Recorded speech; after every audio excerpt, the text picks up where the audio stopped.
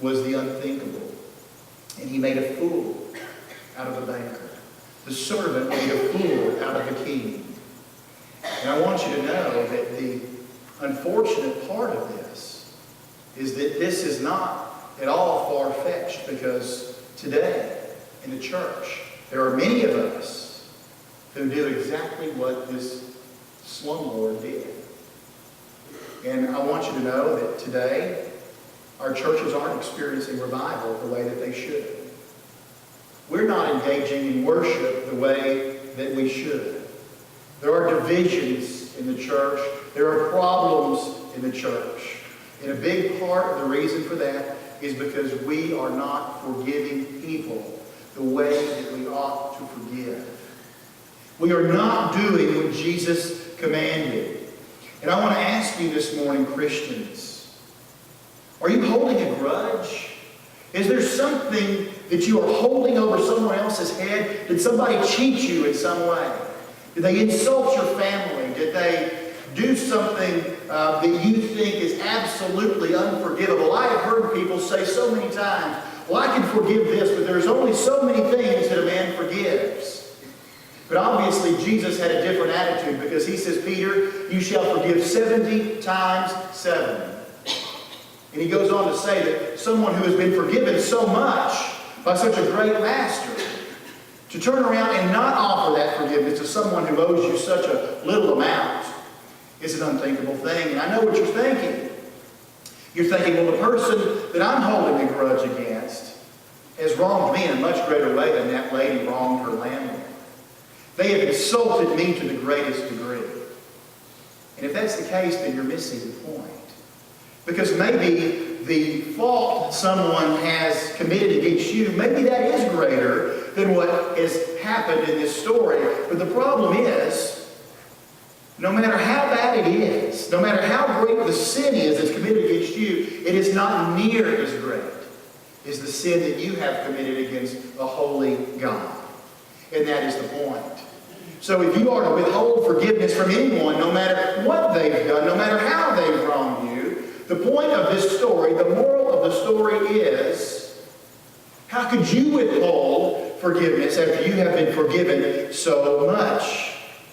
Don't make a fool out of the God who forgave you.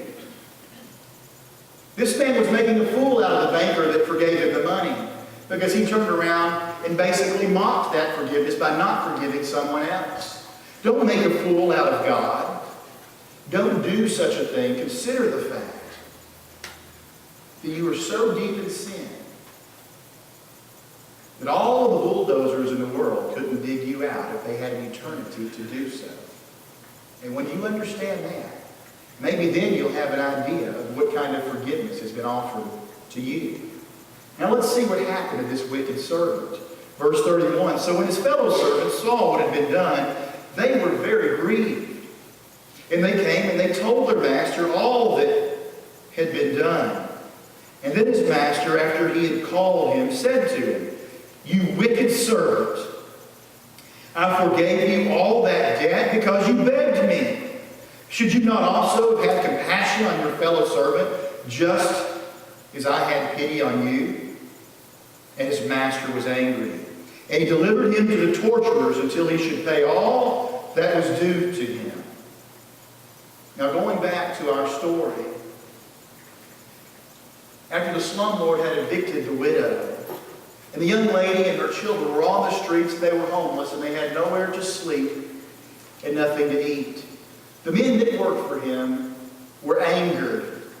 They were grieved. They were saddened by what they saw, because they thought nobody deserved to have happen to them what this man just had done. So they went to the banker. And they said, sir, I want you to know that the man that was in here earlier today, the very man whom you forgave a debt of $600 million, you remember that guy? Well, I want to tell you what he did. As soon as he had been forgiven, not more than 30 minutes later, he goes out and grabs a young lady by the throat and threw her and her children out on the street because they owed him a few dollars. And whenever the banker heard that news, after he had such pity and compassion on that man, he was enraged. He was furious. And he called the banker back up and he said, how could you, after having been forgiven such a great debt, hold that over that poor lady's head? I'll tell you what, I'm going to take everything you own now. But now it's much worse. Before, when the slumlord couldn't pay the banker back, he was going to take everything he owns. But now, he's going to do more than take everything he owns. Now he is going to send him to the torturers. Oh, and look at this in verse 34. He delivered him to the torturers until how long? Until he should pay all that was due to him. How long do you think it would take him to pay off 10,000 talents? Let me rephrase that. How long do you think it would take the slumlord to pay off $600 million if he was in prison and not making anything? The point is that he wouldn't, would he? It's more than he would make in 1,000 lifetimes, probably. Given the fact that he had no income, it's greater than any amount that he could ever hope to repay. So the idea is that the torture is indefinite. Now let me just approach this question, because I know that this is probably coming to your mind. If the reference here to the person who has held it over this young lady's head, if that is a reference to people like you and I who don't forgive our brothers and sisters, well, is this reference to torturing until the debt can be repaid, which will be never? Is that somehow a reference to hell? Well, let me just stop and answer that question for a second, because I want us to be very careful how we approach these texts, because parables are stories. They are not to be taken in detail so that every detail equates to something in the kingdom of heaven. They are a general story that is there to teach you a general principle about what the kingdom of heaven is like. Now, this is not a story about hell, it's a story about forgiveness. But the question is, could that be a reference to hell? And I do want to note that the consequence is very, very severe. But I also want to note the irony that's in this story. That the amount of punishment is greater than that which could ever be repaid. And I think because it is so great, I don't think it would be going out on a limb at all to say that that very well could be a reference to hell. That that's exactly what he is talking about. I don't want to build a doctrine of hell out of the parable of the unforgiving servant. But if you ask me, could that be the reference there? I would answer, I think that very well could be the reference there. But the heart of the parable is in verse 33, where the master asks the servant, should you not also have had compassion on your fellow servant, just as I had pity on you? Do you realize that's what the very heart of the matter is? Do you realize that's what God asks each and every one of us who is holding bitterness in our hearts? If you hold bitterness, if you hold a grudge, if you hold resentment of some sort, you know what the Lord of heaven and earth is asking you right now? He's saying, should you not have compassion on your brother or sister in Christ? Should you not have compassion on other helpless souls out there, even though they have wronged you to such a great degree? After I have had such great compassion on you, it should be nothing for you to have that kind of compassion on other people. That's what God is asking us. Have you ever considered what all is involved in being forgiven? What does it take for you to forgive someone? Well, sometimes you think a lot, but really it's not very much. It's a matter of making a decision to forgive someone. Do you know what is involved in you being forgiven before God? Do you ever think what it cost? There was a great cost involved. It wasn't God simply feeling sorry for you and say, okay, I think I'm going to forgive him, or I think I'm going to forgive her. No, there was a cost involved. Jesus Christ is more than man. He is also God in every way. All of the Godhead dwells in him bodily, the Apostle Paul tells us. Why did Jesus Christ come to the earth? Jesus Christ has lived in the heavens for all of eternity. He has been content within the fellowship of the Holy Trinity. He did not need to be here. He did not need to take on the form of man. But when he did, he experienced pain like we experience. Not that he ever had to, because as God, he wouldn't have to, but he chose to, because he wanted to save sinners like you and I.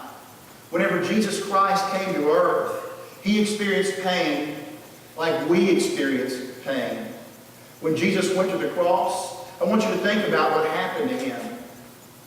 Think about what he experienced on that day as he was beaten, as his flesh was ripped from his body, as his side was pierced, and as the thorns dug into the brow of his head, and as blood spilled out of him. That was just the beginning. That wasn't even a fraction of the suffering that took place on that day. Because the greatest suffering that took place on that day was that Jesus Christ experienced what belongs to you and me. He experienced the very wrath of God. We think, when we look at the story of the Passion narrative, we think what a terrible thing it was that Jesus was crucified, that he was treated the way that he was. Well, it is terrible. But guess what? That's not where the good news is. The good news is that in that death, not only did he experience the pain of the cross and the shame of the cross, but more than that, he experienced the wrath of God. You understand that blood is nothing compared to the wrath of God? You understand that you and I, we couldn't handle an ounce of the wrath of God. But Jesus Christ took upon himself wave after wave after wave of the wrath of God so that you and I might be forgiven. You ever wondered how much it costs to be forgiven? Let me tell you, it costs a lot. If God is to forgive us such a great amount, how dare you and how dare me to withhold that kind of forgiveness from other people? And if you can't find it in your heart to forgive someone, I have some tragic news for you this morning. This story is about you. Look at verse 35. So my heavenly Father also will do to you, if each of you from his heart does not forgive his brother his trespasses. What Jesus is saying here, he is not saying, I strongly recommend you forgive people. That's not what he's saying. He's not saying, you need to forgive people. No, what he is saying is you must forgive people. He's not saying it's a good thing to forgive people 70 times 7. No, that's not what he's saying. What he's saying is it is necessary. It is a must that you forgive people 70 times 7. And if you do not forgive, the fate that happened, that awaited the servant in the story is the same fate that awaits you. Now, let me ask this one other question. This is the million-dollar question that's glaring us in the face when we look at this story. And let me try to answer this question before we close. But does this somehow mean that we can lose our salvation? That we've experienced this great forgiveness from God, and now if we don't forgive other people, then we're going to get sent to hell and somehow lose the salvation, lose the forgiveness that we've already been given? Is that what the parable means? Because some people probably take it to mean that. And if we want to be honest, we have to ask ourselves that question. The answer is absolutely not. That's not what it means. And I'll tell you what I think it means, and I'll support that with Scripture. It doesn't mean that if you refuse to forgive others, that you're going to have the forgiveness that God has already given you revoked. I think what it means is if you are the type that refuses to forgive others, then maybe you've never received God's forgiveness to begin with. I want you to ask yourself that question. If you call yourself a Christian and you are harboring resentment in your heart, the question is not whether God will take his forgiveness away. The question is whether or not you have ever received God's forgiveness to begin with.